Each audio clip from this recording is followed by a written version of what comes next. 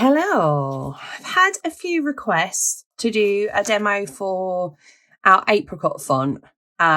It's a cursive font, so it does join up and it is a little bit more complicated because there are multiple holes.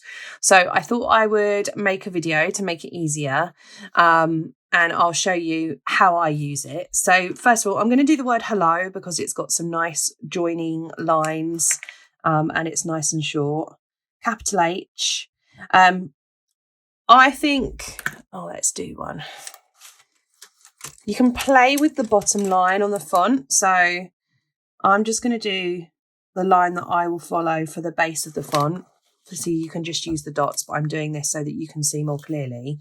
So for the H, I'm putting the bottom of the first long line onto the line and the loop slightly goes below the line. So let's trace that out in full. The key is with Apricot, you're going to join those lines up because it is a cursive font. So if you look at the H and where that joining line is, I'm going to take my lowercase font and take my E, and I'm going to rest the bottom of the E on the pencil line that I've drawn, and that flick there is going into the E. Now this font does work better if you block colour it, as I'll show you in a second, because otherwise you'll see where all the joins are. But I'm going to trace it out like this first of all, so that you can see how I do it, and then we'll colour it in. And then if you go to the centre of the E, so you've got A, B, E there. A, B, D, E, she says, it's that one. And then the next letter we have is L. So again, you want the bottom of the letter to be on the line and you want that joining flick to go into the letter as if we were doing E, L. So it will be going into this line. So the whole time thinking, if I were writing in cursive, how would I do it with the pen? And that's where you kind of position your joining line.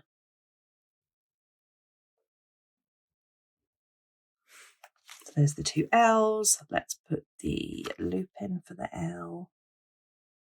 And matching that line there with this line here in the hole, because that back stroke would be the same thickness the whole way across. So you're thinking that that's going to go to there and it's going to go here. So this side is thin, this side is thicker. And then we're going to pop the O in. Again, lining it up with the pencil line. And you've got your flick. And where is my O? That's that one.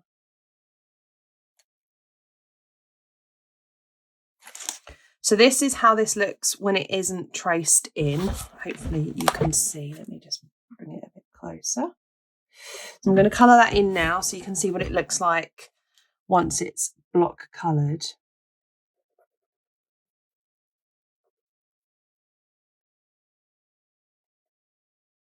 And hopefully we'll get a really nice cursive effect.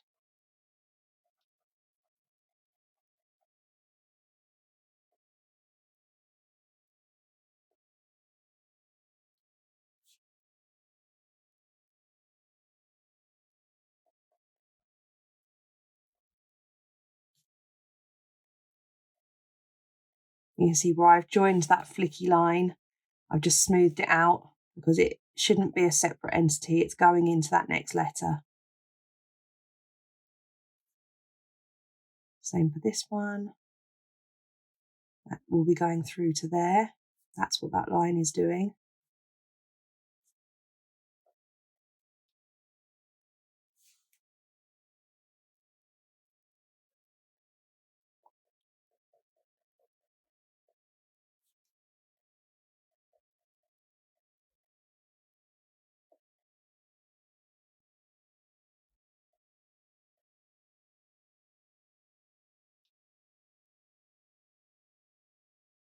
There we go.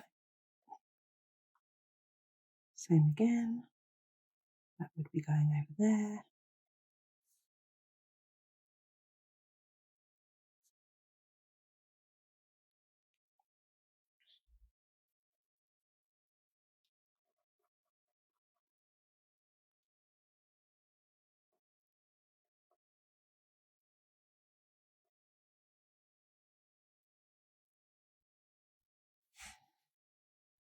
And last one.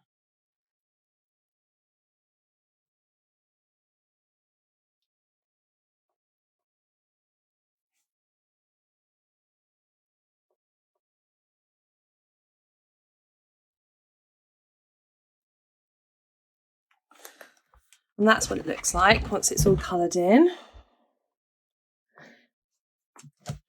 And there are a couple of trickier letters.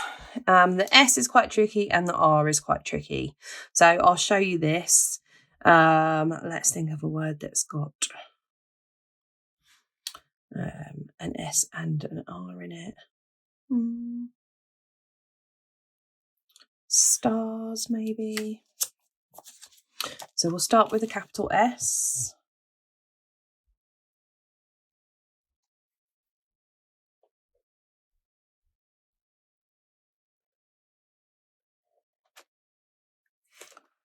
Add the R in.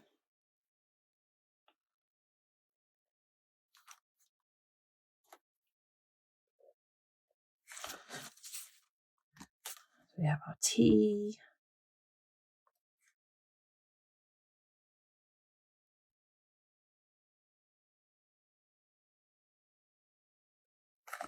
And A likes to sit above slightly. Again, joining where the flick of the last letter is onto the side of the new letter as if we were writing it in cursive. Let's add the whole letter. Now, this is the R. It's tricky. So you can see if you were to join that to that, it's just going to look really strange. So you have to have a little bit of creative license with this letter because it is a cursive R. So what I do, if you can see where that flick has gone up, I'm going to start the flick to the R there. So rather than coming right down here, I'm just going to join up from there.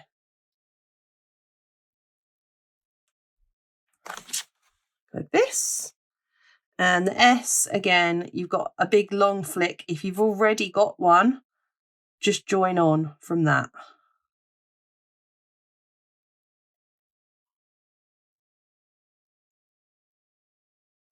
So rather than coming right down, you're just joining on. Once you've coloured it in, you should find that it makes a lot more sense. So let's stick the little O in of the R. Where's my S? A, B, D, E, F, G, J, K, L, O, P, Q, S. Can be helpful. I know a lot of people do when they first get these stencils, take a Sharpie and go along and write the letters underneath. So it's easy for you to see. So you can see where I've joined the R here. I haven't done that tail all the way down. Same for the S. I've added them onto where they are so that when I colour those in, you're going to have one complete joining line like this rather than two separate lines. And once it's all coloured in, it looks like cursive. That's the idea. I'll just colour this in quickly now so you can see. If you would like me to demo any of our other fonts, pop a comment in the bottom, in the comments box below. Don't forget to hit subscribe so you make sure you see all of our videos every week. I am doing kind of 3 or 4 videos a week at the moment. So there's lots of new content. So if you do have any stencils that you want to know how to use them, have a little search through and see whether we've already got them or not. All of these videos are stored within our stencil directory under each of the individual stencils featured. And they're also all on our YouTube page. So there's a couple of different ways for you to find them. But make sure you click follow, otherwise you won't see any of the new ones. If you would like to request a specific video, the best place to do that is on our step-by-step Saturday email.